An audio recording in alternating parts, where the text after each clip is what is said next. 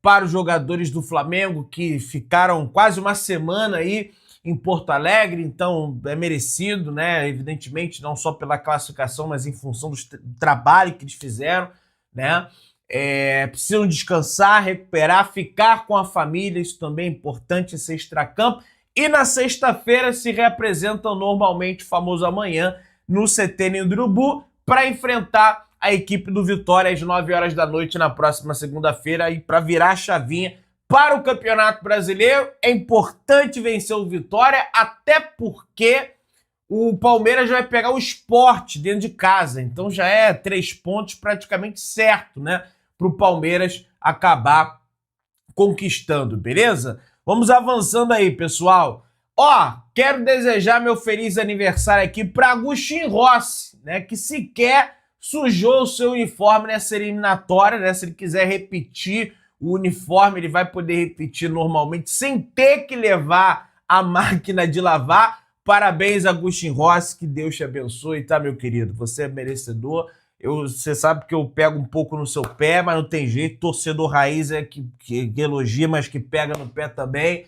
Mas nesse confronto contra o Inter não foi nem exigido, né? Porque o Flamengo se impôs tanto, né, que não precisou nem ativar o seu goleiro, beleza?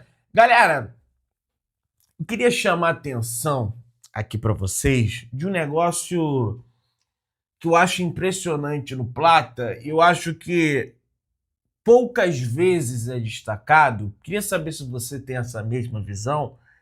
O falso 9 é um cara que destaca bastante isso e chama o Gonçalo Plata, inclusive, de sorveteiro. E eu vou chamar ele de sorveteiro também a partir de então, porque ele tem uma característica da casquinha.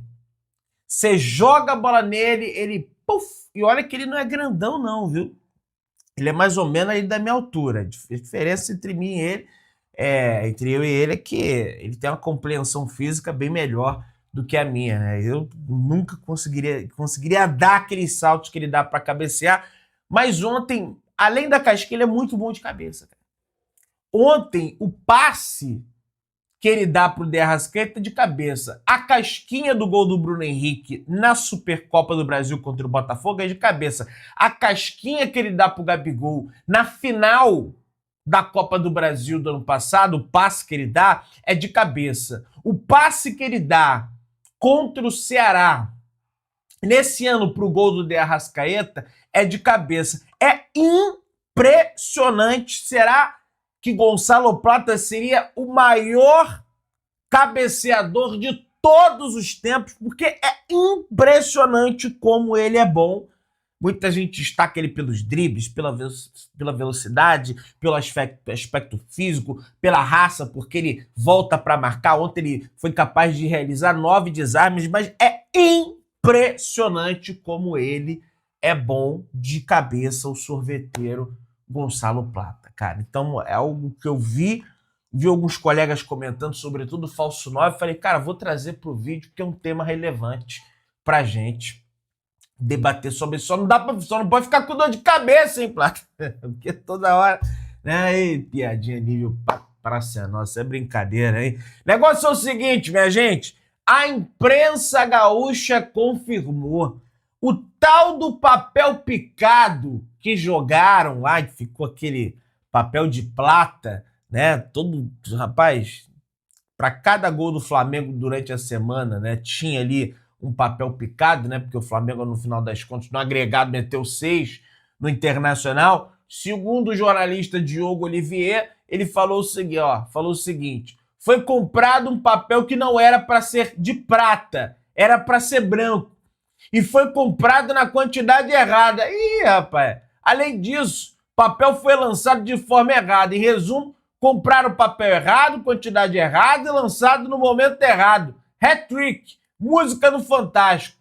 Os torcedores e os jogadores ficaram irritadíssimos, os torcedores queriam entrar em campo para tirar o papel. O Inter pretendia fazer uma pressão nos primeiros 15 minutos, mas acabou indo para o espaço. O Inter vai abrir uma investigação, não sei como eu chamo, se é CPI do papel picado ou Platagate, em função lá do FIFA Gate, né, que prendeu vários dirigentes acusados de corrupção na FIFA, inclusive dirigentes brasileiros, né? Tem gente aí que não viaja para o exterior até hoje em função disso, né? Um ex-presidente da CBF. Mas voltando para o debate aqui, cara, isso aí influenciou, mas soltasse antes, soltasse ali depois, não ia soltar, porque não ia ganhar, né? Naturalmente, do Flamengo. Não ia mudar em nada. Não ia mudar em nada, porque o Flamengo começou de forma avassaladora. Aliás, de acordo com a Conmebol, o Internacional pode ser multado por cada minuto de atraso, num valor mínimo de 20 mil dólares e podendo chegar a 50 mil dólares. Só tem que falar para a Conmebol, que o pessoal lá do Internacional, eles não são muito afeitos a ficar pagando negócio de multa não, viu? Nem multa, nem contrato de jogadores, não paga nada. Então, o que tem que fazer, na realidade, é a Conmebol entrar na FIFA. Porque se não entrar na FIFA botando pressão, além deles não pagarem a Conmebol, eles vão seguir contratando jogadores aí, assim como fizeram com o Flamengo e estão fazendo até hoje. Aliás, uma coisa que não pode passar batido, tá, pessoal? Repudio de forma veemente o que aconteceu na Argentina no jogo da Universidade do Chile contra o Independente. Teve um torcedor lá que se tacou, o negócio, cara, cenas assim, lamentáveis, tá? O Flamengo vai jogar na Argentina, os torcedores do Flamengo vão à Argentina, não é contra o Independente, é contra o Estudiantes, mas espero que as autoridades argentinas tomem as devidas providências para promover a segurança dos torcedores do Flamengo que irão lá ver Flamengo e Estudiantes, porque o que aconteceu ontem foi gravíssimo e não pode passar despercebido de forma nenhuma e gera preocupação para o torcedor rubro-negro que vai à Argentina para apurar o seu time e tem que mesmo, não tenha medo, por mais que isso seja difícil, vai em grupo, não vai separado, vai em grupo, mas vamos lá, a Argentina é um país relativamente próximo, né?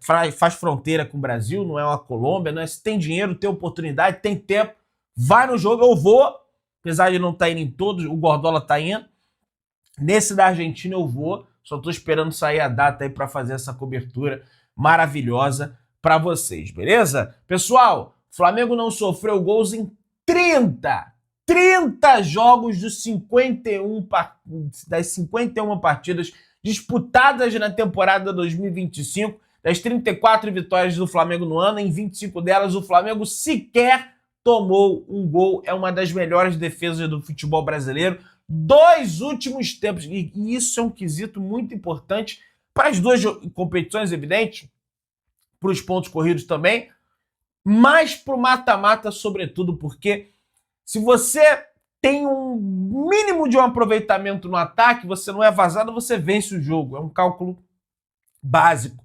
matemático. Falar um negócio aqui para vocês. Chega a ser tão patética essa declaração do presidente do Internacional, o Alessandro Barcelos, né, dizendo que porque o Flamengo ganha mais, isso tem que ser discutido. Engraçado que ele não se preocupa com Juventude, com Caxias do Sul, com Novo Hamburgo, com Cruzeiro do Rio Grande do Sul, com Ipiranga, com Brasil de Pelotas, né? Com esses times ele não se preocupa. Não se preocupava lá em 2010, quando o Internacional tinha um time muito mais qualificado do que o Flamengo, em função da desorganização financeira e sistemática no geral que o Flamengo vivia, né? E aí, além de tudo isso, não paga o Thiago Maia. E temos um cenário no futebol brasileiro em que, mais uma vez, o presidente do Tajeres, aí eu vou colocar no balaio um outro clube que não paga ninguém, que é o Corinthians, né? Só pagou o Flamengo porque o Flamengo ficou ali fazendo pressão para pagar o Neneca, para pagar o Mateuzinho, que só veio para pagar esse ano aí, atrasar a parcela, que é o presidente do Tajeres. O cara lá tá pé da vida com o Corinthians, porque o Corinthians contratou o Rodrigo Garro e não pagou até hoje. Aliás, pagou. Vamos ler aqui. Só pagaram a primeira parcela.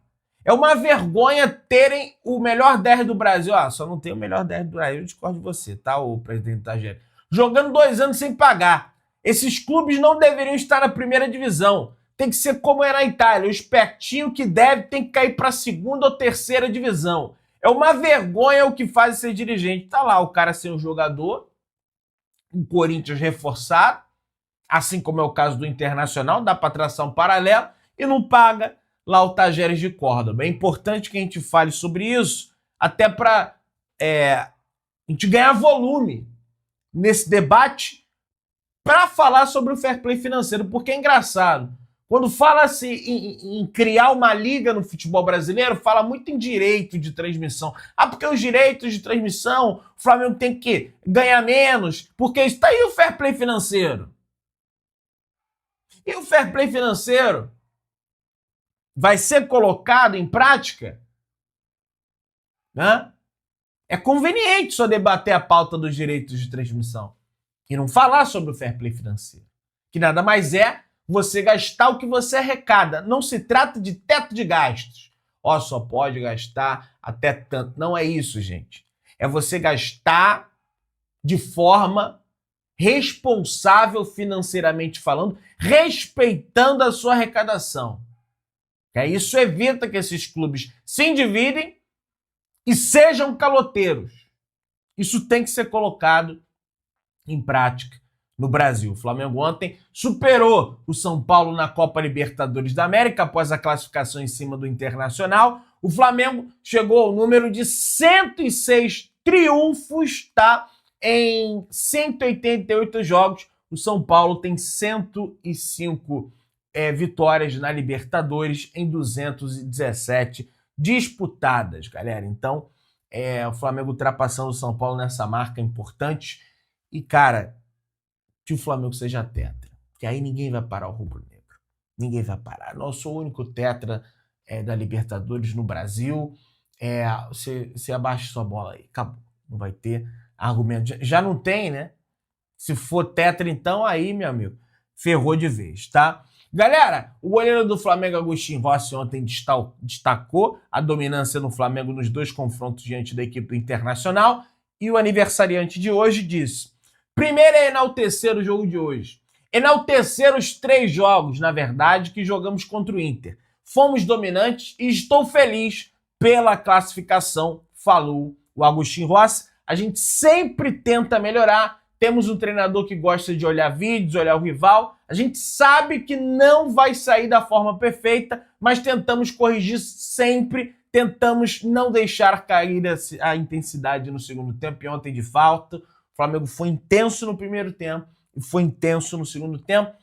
E por isso que eu sigo repetindo, falando que é importante que esse jogo contra o Vitória aconteça na segunda-feira, que dá tempo, né, do tal do recovery, como eles chamam aí em inglês, né, um termo usado em inglês, da recuperação dos jogadores para esse embate pelo Campeonato Brasileiro, até para manter essa intensidade. O Samuel Lino, na Zona Mista, comentou sobre o gigantismo do Flamengo e por que jogadores do futebol europeu estão vindo para o Flamengo. O Flamengo é um clube gigantesco que proporciona grandes condições aos jogadores. Isso faz os jogadores da Europa quererem vir jogar no Brasil e no Flamengo. É uma grande estrutura. Quando o jogador tem o sonho de ir para a Europa, é um caso diferente, mas hoje eu vejo o Flamengo muito acima dos clubes de muitos clubes europeus, não de todos, evidentemente.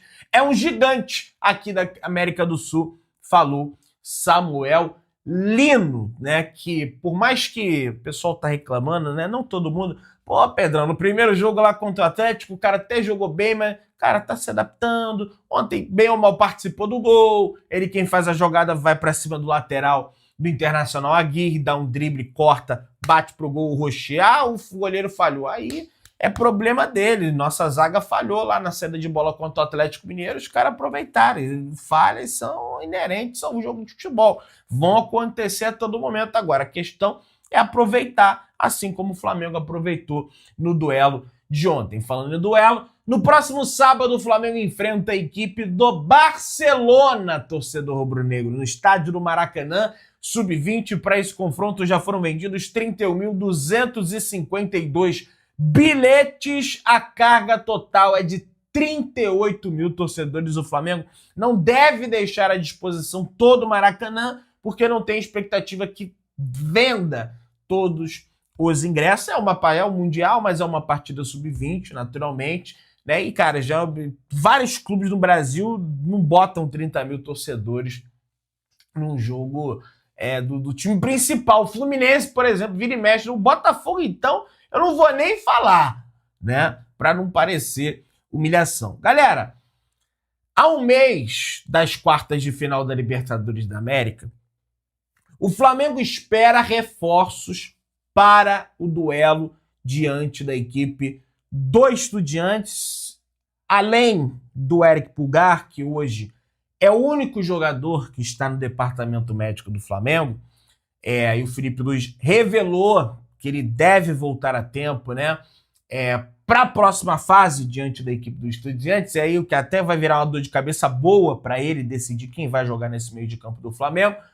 O Flamengo segue ativo na janela de transferências para a contratação de jogadores, tá? Sobre o Pulgar, vou trazer aspas que o Felipe falou. Não sabia que faltava um mês para o jogo contra o Estudiantes. O meu pensamento é vir no Vitória, que é o próximo jogo, segunda. Não sabia, mas já que falta um mês, minha esperança é recuperar Pulgar. O mês pode ser que volte. Até lá, muita coisa pode acontecer, pode ter certeza. E aí, pelo que eu apurei, pelos colegas do GE apuraram, muita coisa pode acontecer até lá. Felipe Luiz não estaria se referindo apenas em relação ao Pulgar, tá? Mas também em relação à evolução dos jogadores recém-chegados, como o Saúl já está evoluindo,